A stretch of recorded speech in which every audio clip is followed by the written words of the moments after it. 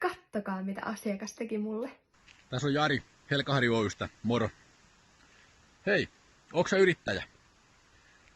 Tuntuuko susta, että myynti on vaikeeta, tai sä et saa sitä käyntiin, tai että se ei ole sun juttu? Musta tuntui vuosi sitten ihan samalta. Aina, kun mä menin tekemään myyntiä, musta tuntuu, että mä oon juuri se imurikauppias siinä kerrostaloasunnon ovella. Sitten tuli LinkedInissä vastaan Ilomäen Emilia. Hän kuvaa itsensä myyntikuningattareksi, ja sitä hän todellakin on.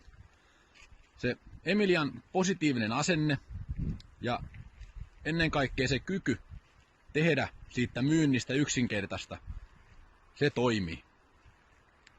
Mä takaan, että kun ootte yhteydessä Emiliaan, teidän ajatukset myynnistä räjähtää ja sen mukana myös liikevaihto. Suosittelen, ottakaa yhteys Emiliaan. Aika kova.